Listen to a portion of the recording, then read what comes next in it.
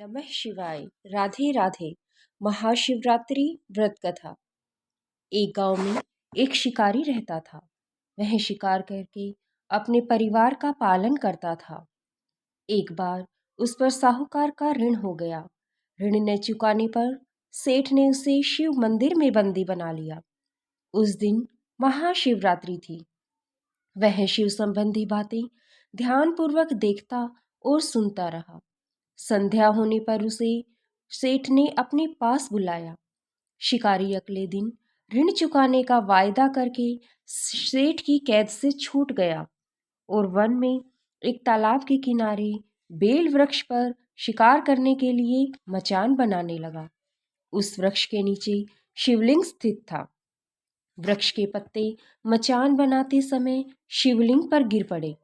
इस प्रकार दिन भर भूखे रहने से शिकारी का व्रत भी हो गया और शिवलिंग पर बेलपत्र भी चढ़ गए। एक पहर व्यतीत होने पर एक गर्भवती हिरणी तालाब पर पानी पीने निकली। शिकारी ने उसे देखकर धनुष बाण उठा लिया।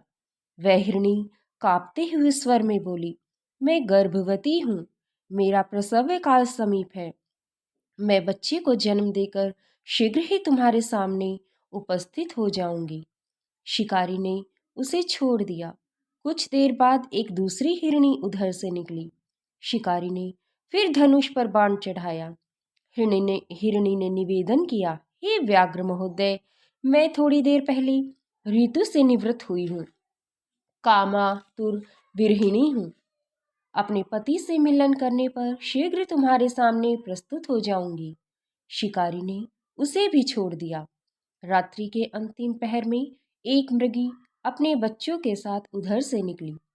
शिकारी ने शिकार हेतु धनुष पर बाण चढ़ाया।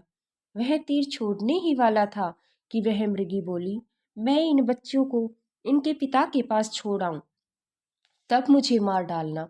मैं बच्चों के नाम पर आपसे दया की भीख मांगती हूँ। शिकारी को इस पर भी दया आ गई और उसने उसे भी छोड़ दिया। सुबह हुई तो एक हिरण आता दिखाई दिया। शिकारी उसका शिकार करने के लिए तैयार हो गया। हिरण बोला, व्याघ्र महोदय, यदि तुमने इससे पहले 3 मृगियों तथा उनके बच्चों को मार दिया हो तो मुझे भी मार दीजिए, ताकि मुझे उनका वियोग न सहन करना पड़े। मैं उन तीनों का पति हूँ।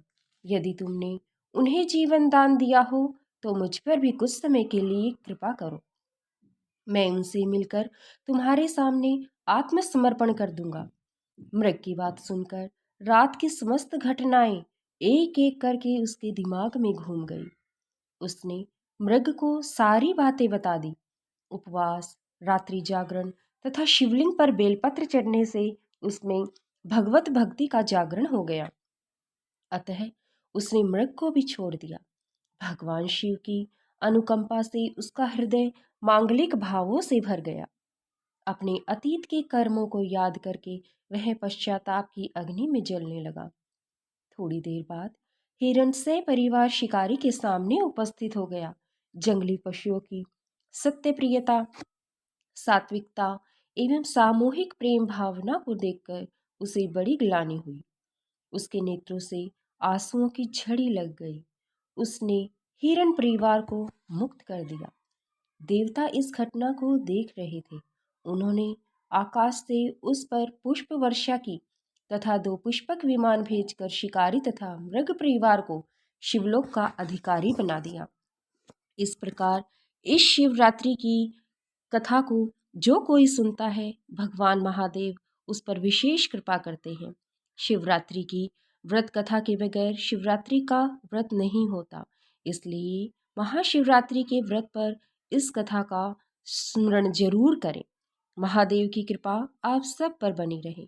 नमः शिवाय, नमः शिवाय, नमः शिवाय।